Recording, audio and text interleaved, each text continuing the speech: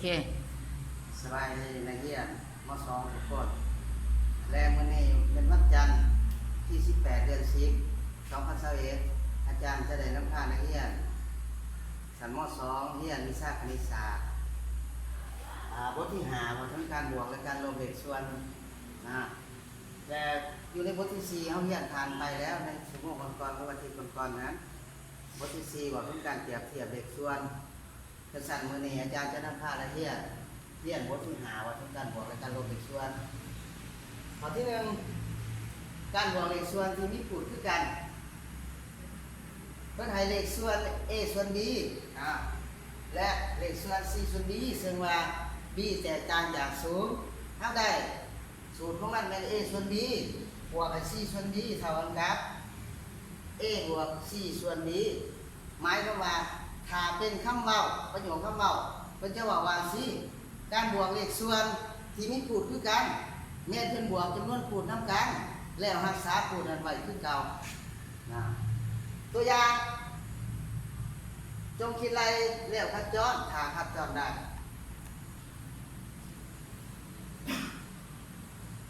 ตัวอย่างเพิ่นให้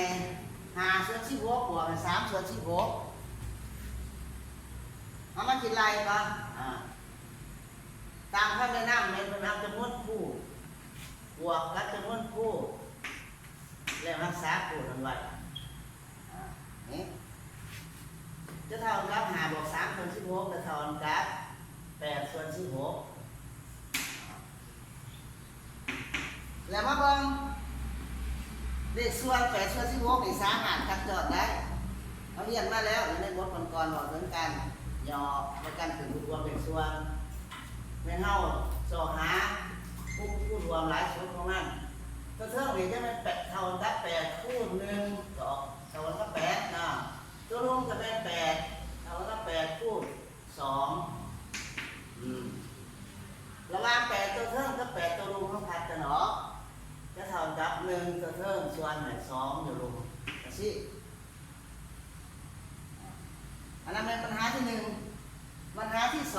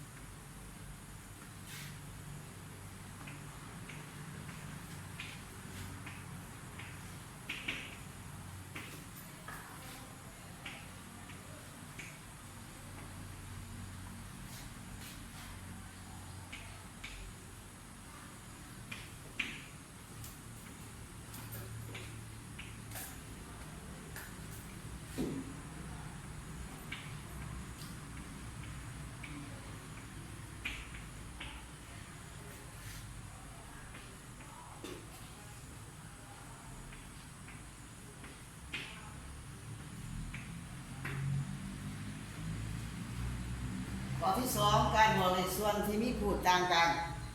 เพิ่นบอกในนี้การบวกเลขส่วนที่มีขูดต่างกันแม่นเพิ่นขึ้นขูดรวมก่อนแล้วจึงปฏิบัติการบวกคือกับการบวกเลขส่วนที่มีขูดคือกันตัวอย่าง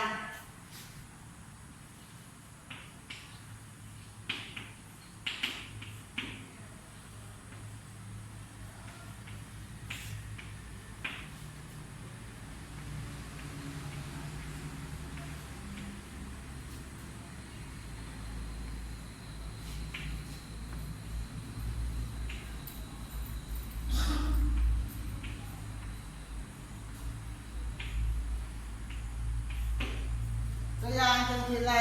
แล้วคัดจอนคัดจอนได้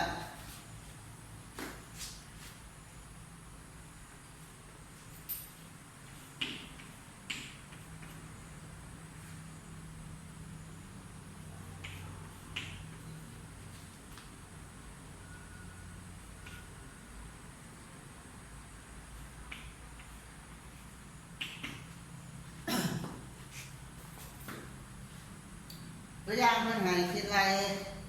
13ส่วน5บวก4ส่วน3บวก5ส่วน2อยู่ในนี้แต่ละเลขส่วนเลยผูกต่างกันหมดผูกเลขส่วนที่1เป็น5ผูกเลขส่วนที่2เป็น3ผูกเลขส่วนที่3เป็น2จังซั่นน่ะถ้ามาเอาผูกรวมของมันเฮาจะเอาผูกรวมแม่น30อยู่ในนี้เลขส่วนที่1 13ส่วน5เอาจะเอาหยังเอาจำนวนใดมาคูณกับ5มันได้30ถ้าก็เอา6หรือว่าสักคูณ3คูณ2ก็ได้ต่อ6บวกให้อีกส่วนที่2 4คูณส่วนให้3คูณจะเอา3คูณกับจำนวนใดเพื่อจะได้30นะครับคูณกับ10คูณสรุปเลยคูณเสริมด้วยกันเป็นมาคูณด้วยกันบวกให้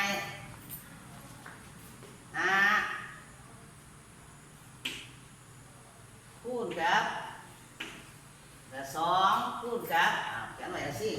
2คูณกับจำนวนใดเพื่ออยากให้มันเท่ากับ30แล้วคูณกับ15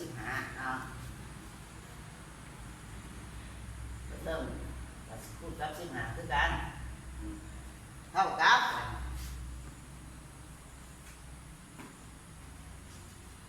13คูณ6เท่า7878ส่วนให้30บวกให้4คูณ10เท่ากับ40ส่วนให้30บวกให้5คูณ15เท่ากับ75ส่วนให้30ด้วยกันครับมานี่เท่าใดแล้ว3เลขส่วนที่นี้พูดคือกันพูดเป็น30แม่นเฮาปฏิบัติการบวกคือกับการบวกเลขส่วนที่นี้พูดคือกันหมายความว่าเอาจำนวนพูดบวกกับจำนวนพูดแล้วรักษาพูดนั้นไว้เอามาบวกกันเอามาพี่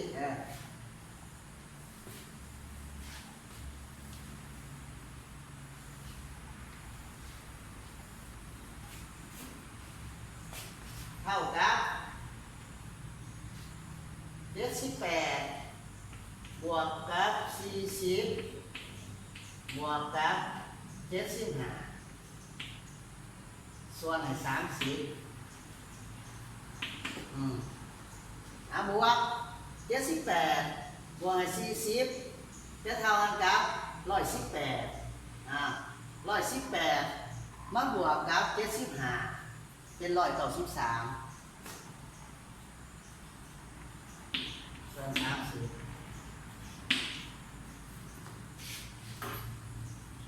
มาเบิ่งคัดจอนได้บ่ได้คัดบ่ได้แล้วครับมาปลาสันนี้เพราะเขาว่าจงคิดไรแล้วคัดจอนคัดจอนได้อันนั้นเป็นปัญหาที่2วันนี้ปัญหาที่3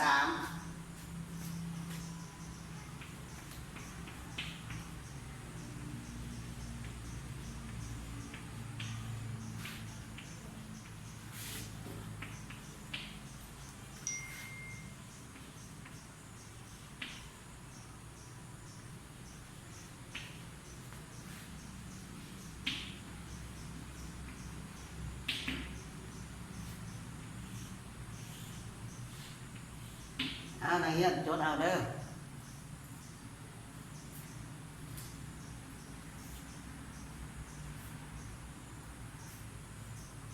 ปัญหาที่3เนี่ยว่าถึงการเราเลขส่วนที่มีพูดคือกัน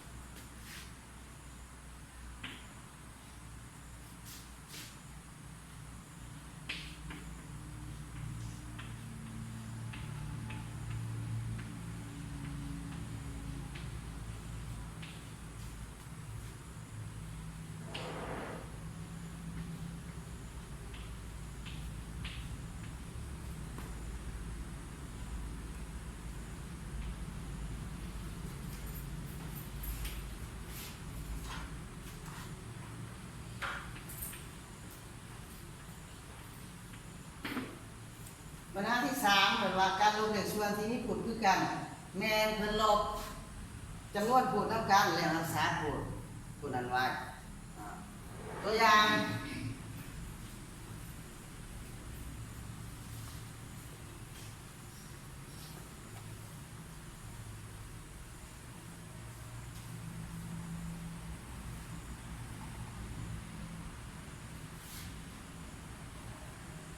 7 ส่วน 5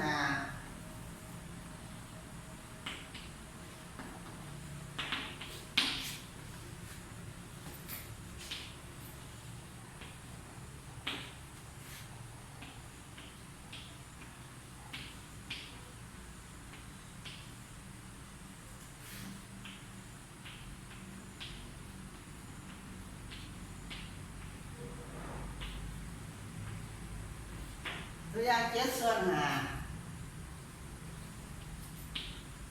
ลบไป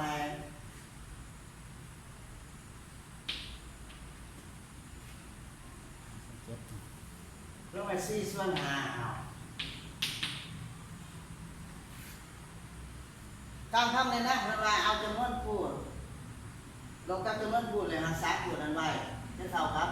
7ลบ4ส่วน5จะเท่ากับ3ส่วน5นี่คัดจอดไม่ได้คัดจอดไม่ได้ก็บ้าไปเลยส่วนที่เก่าปัญหาที่4ว่า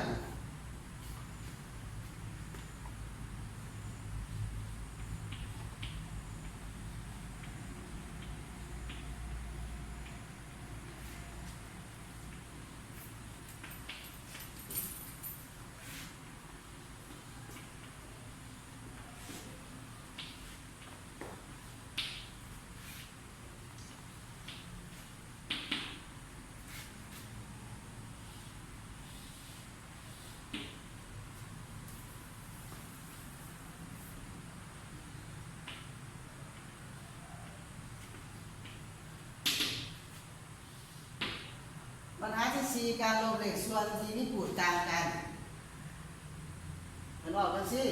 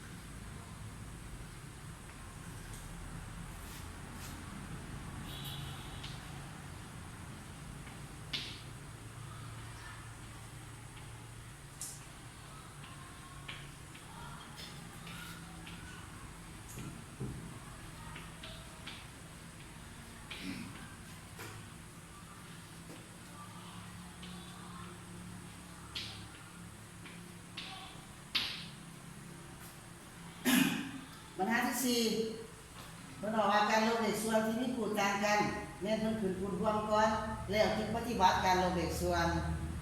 คือกับการลบเลขส่วนที่มีพูดคือกันตัวอย่าง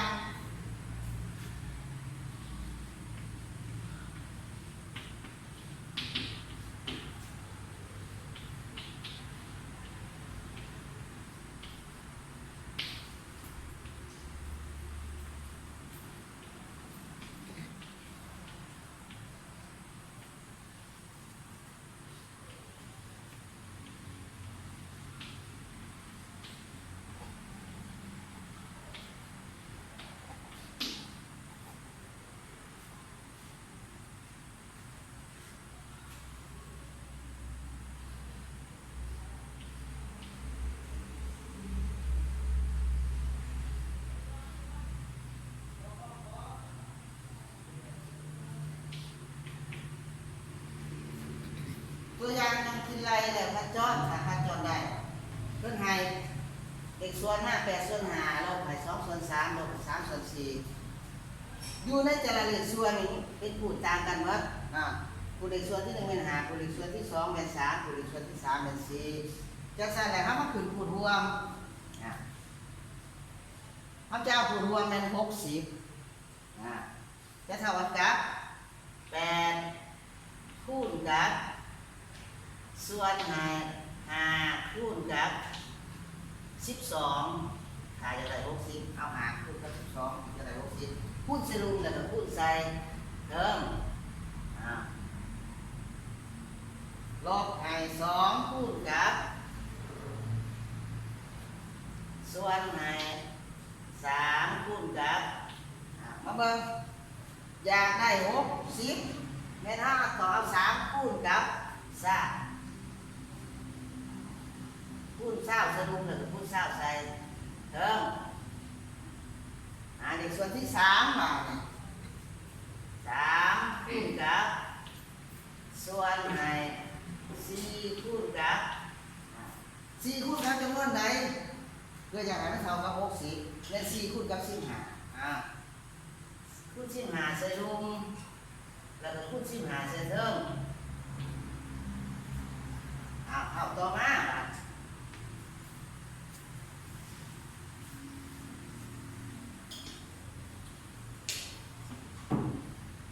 ับ8คูณ12ก็เท่ากับ96ส่วนให้60ลบให้2คูณ20เท่า40ส่วนให้60เพราะว่า3คูณ20เท่า60นะลบให้3คูณ15เท่า45ส่วนให้4คูณ15เท่า60เท่าต่อไปอีกมาหอดนี้เขาเห็นว่าทั้ง3เลขส่วนนี่มีพูดคือกันแล้วเนาะพูด60ในส่วนที่1กับพูด60หรือส่วนที่2กับพูด60ในส่วนที่3กับพูด60เขากับปฏิบัติการลบคือการลบในส่วนที่มีพูดคือกันเพิ่นบอกว่าการลบในส่วนที่มีพูดคือกันแม่นเฮาจำนวนพูดรวมกันและรักษาพูดนั้นว่าเท่ากับ96ลบให้40ลบให้45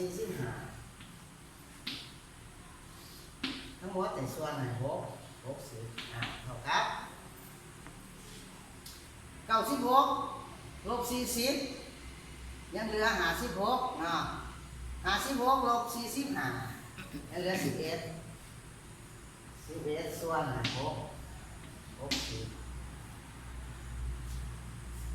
เลขส่วนตัวนี้11ส่วน60นี่คัดจอดบ่ได้เท่ากับป้าเป็นเลขส่วนที่เก่าจะสารมาหอดนี่บทเรียนบทที่5การบวกและการลบเลขส่วนในเมื่อสำนักและต่อไปอาจารย์จะนำผ้าเรียนแก่บทฝึกหัด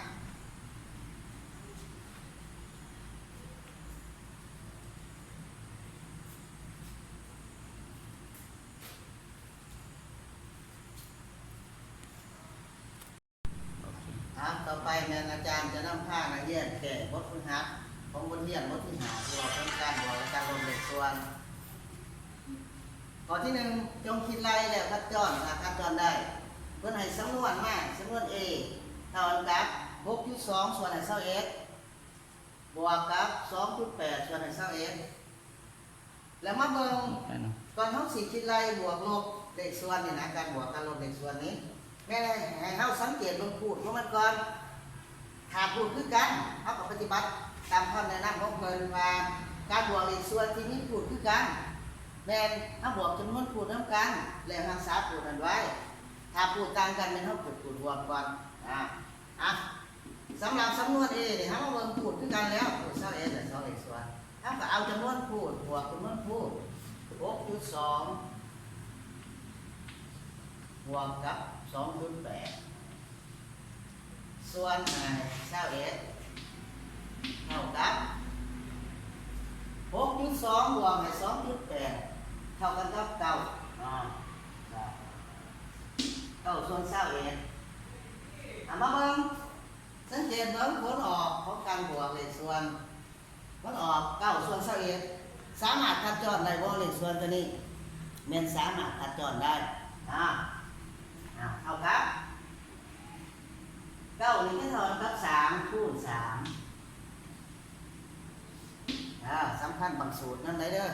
ให้ละเอียดให้คล่องแคล่วการเราบางสูตรต้องไว้วันนี้เศร้าเอ็ดเนี่ยก็มีแต่7คูณ3 3คูณ7นะ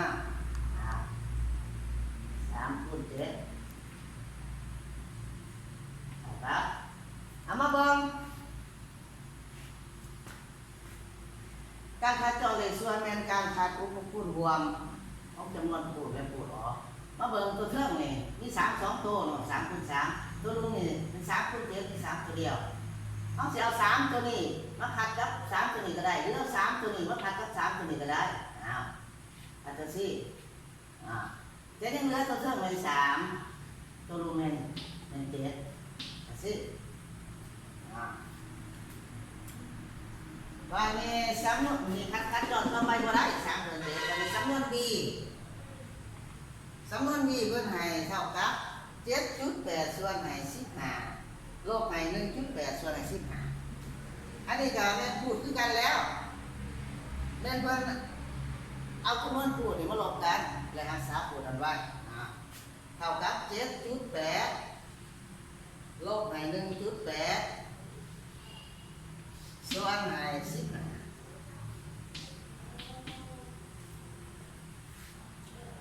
7.8 ลบ 1.8 เท่ากับ6ส่วนให้15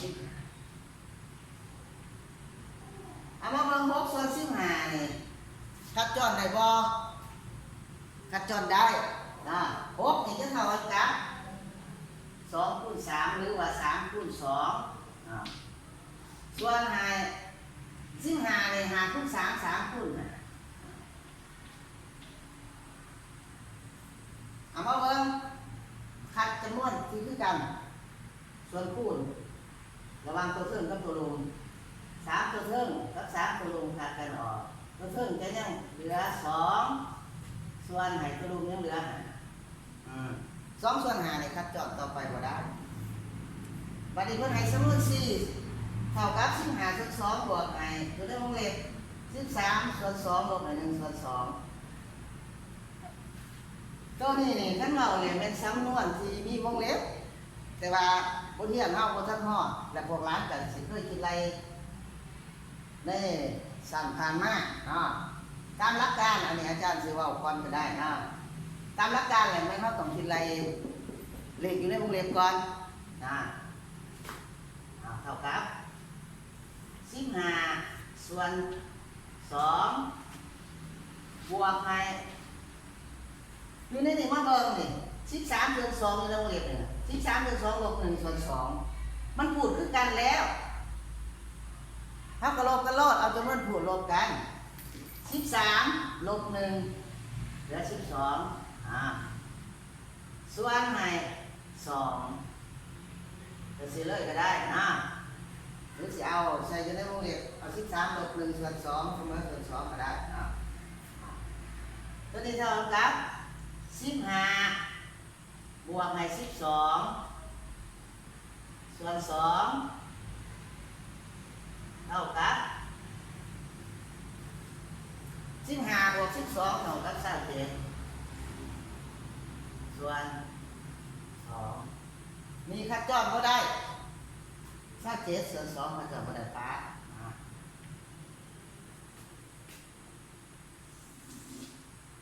สำนวนดี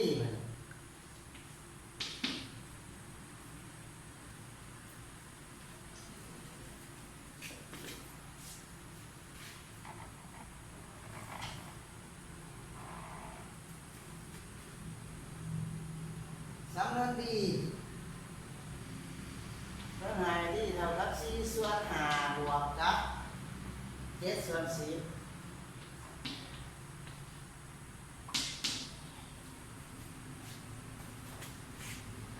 คืออาจารย์แนะนำนั่นแหละก่อนสิ สิบวกสิลบเลขส่วนเนี่ยมันสังเกตมันพูดของมันก่อนนี่พูดต่างกันนะพูดในส่วนที่1เป็น5พูดในส่วนที่2เป็น10ถ้าต้องพูดบวกก่อนแล้วคือปฏิบัติการบวกคือกับการบวกเลขส่วนที่มีพูดคือกันเอาพูดบวกแมน10เท่ากับ4คูณส่วนใน5คูณ5คูณกับจำนวนไหนมันจึงเท่ากันกับ10เป็น5คูณกับ2 5คูณ2ใส่ลงแล้วคูณ2ใส่เพิ่มบวกไหนถือว่าขั้นห้าเอาผลรวมเป็น10แสดงว่าห้าเอาผลของเลขส่วนตัวนี้เป็นผลรวมแล้ว10เท่ากับบริษัท2หลังนี่จะเขียนคือเก่ามัน7บวก7ส่วน10จะเท่ากันกับ4คูณ2เท่า8ส่วน10บวก7ส่วน10เท่ากับ8บวก7ส่วน10เท่ากับ15ส่วน10มาเบิ่งอีกบาทนี่15ส่วน10นี่คัดจอดกันได้บ่15เท่ากับจำนวนใดคูณกับจำนวนใด15ได้เท่ากับ3คูณ5 35ส่วนไหน10จะเท่ากับ2คูณ5หรือว่า5คูณ2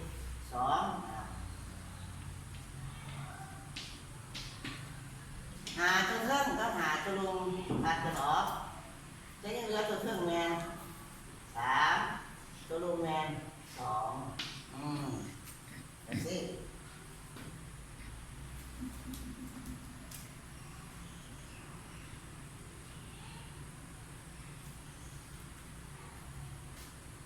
สำนวนอี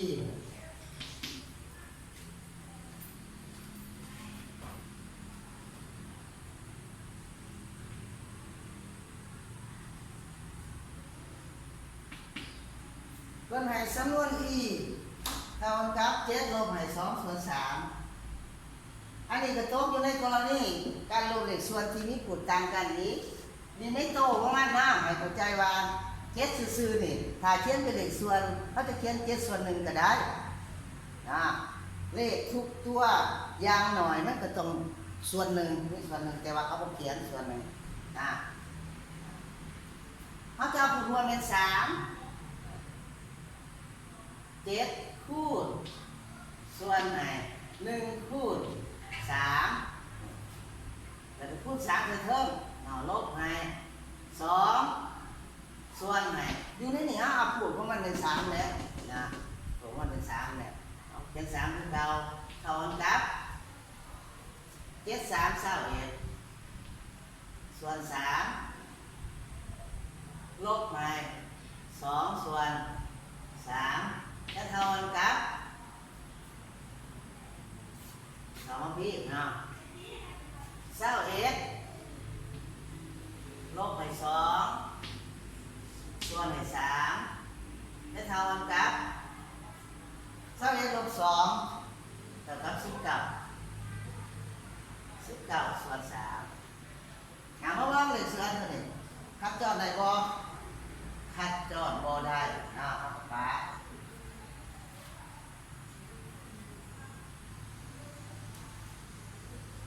มาเนี่ยข้อที่2บทฝึกหัดข้อที่2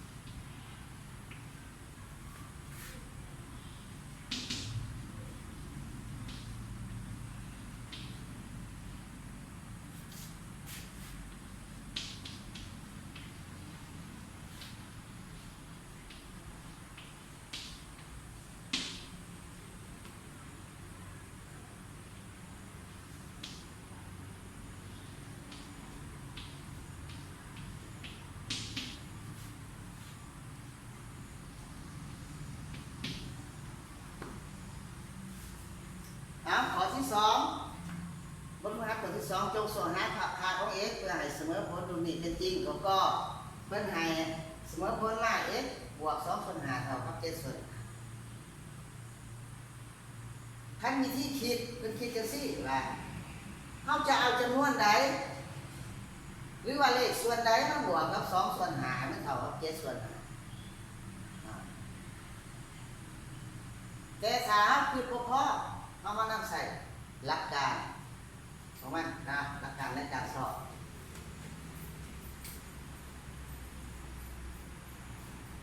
x จะเท่ากับ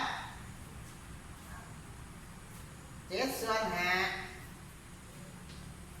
แสดงว่าอยู่ในนี่ครับจะต้องย้ายบวก2ส่วน5มาฝั่งนี้มันจะเป็นลบ2ส่วน5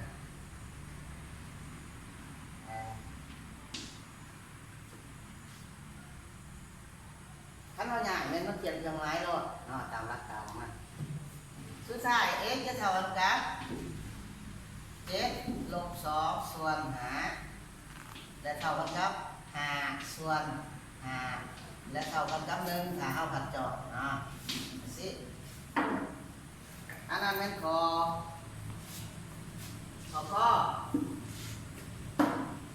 มันนี่ข้อ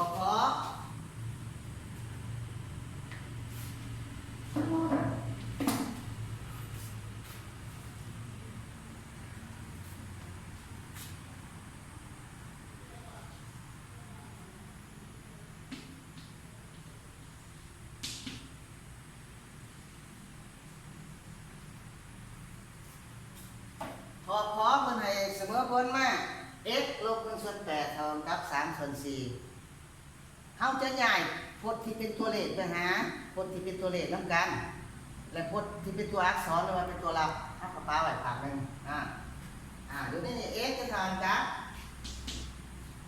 3ส่วน4ยันไหวตัวได้ครับบ่ได้ง่ายเด้อมันรอด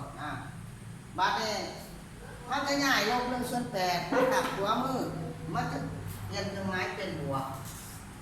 1ส่วน8จะสิยังบ่ทันสำเร็จในการสอบหาค่าของ x เพื่อให้เสมอผลนี่เป็นจริงตัวนี้เสมอผลตัวนี้เป็นจริงเมื่อ x เท่ากับ1มันตัวนี้ยักตัวนี้มาสอบx จะเท่ากับมาเบิ่งมันจะตกอยู่ในกรณีการบวกเลขส่วนที่มีขูดต่างกันขูดตัวนี้เป็น4ขูดตัวนี้เป็น8ถ้าเอาขูด8 3คูณกับส่วนไหน4คูณกับจำนวนไหนจึงจะเท่ากับ8 4คูณกับ2คูณ2ใส่รูกับต่อคูณ2ใส่เพิ่มบวกให้1ส่วนตัวนี้เราบ่ได้สอบเพราะว่า5ขูดมันเป็นขูดรวมและเท่ากับ x เท่ากับ3คูณ2ออก6ส่วน8บวกให้1ส่วน8เท่ากับ6บวก1ส่วน8และเท่ากับ7ส่วน8เลขส่วน7ส่วน8นี้ขัดจอดบ่ได้สำหรับการแก้บทของหักอยู่ในบทนี้บทที่5นี่เป็นบทสำนักและต่อไปอาจารย์จะให้เรียนบาทนะเฮียโอเค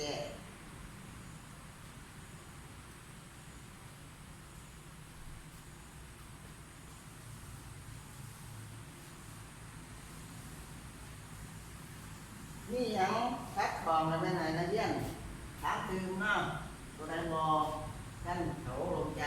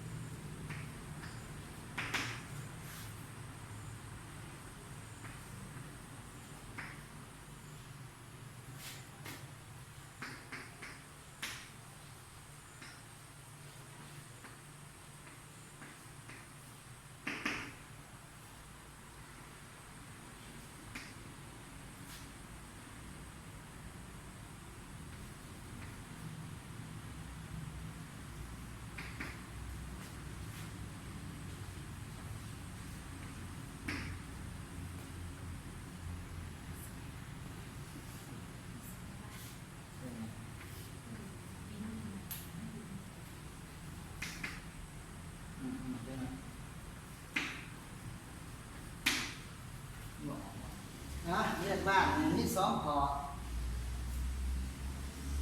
ข้อที่1จงคิดรายละเอียดจรถ้าคัดจรได้ข้อ7ส่วน 1.2 บวก5ส่วน 1.2 ขอ12ส่วน7ลบไป8ส่วน7บวก2ส่วน7ข้อ3ส่วน3ลบ2ส่วน7ลบ12ส่วน21มันสิตกอยู่ในกรณีใดกับเบิ่งตามเนี่ยถ้าไม่นับแล้วก็เทียบนะข้อที่2จงสอบหาค่าของ x เพื่อให้เสมอผลรูปนี้เป็นจริงแล้วก็เพื่อให้ x บวก2เท่ากับ10ส่วน3ข้อเพื่อให้2ส่วน7ลบ x เท่ากับ1ส่วน14กำหนดทรง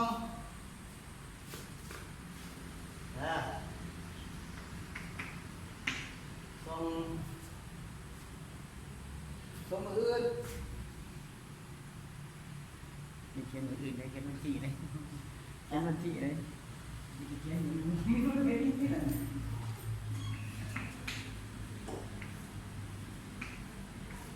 กำหนดทรงอาจารย์ที่19เดือน10 2021นะสำหรับการสอนในสมองนี่เป็นบทเท่านั้นมีทั้งบทเรียนและมีทั้งการแก้นักภาคแก้บททุกทานแล้วก็มีทั้งเรียนบ้านเสนอให้นักเรียนเอาใจใส่คนครัวแล้วก็แก้เรียนบ้านทรงอาจารย์นะแก้เรียนบ้านทรงอาจารย์ให้มันทันเวลาที่อาจารย์ได้กำหนดให้ส่งไปทาง Messenger นะขอขอบใจ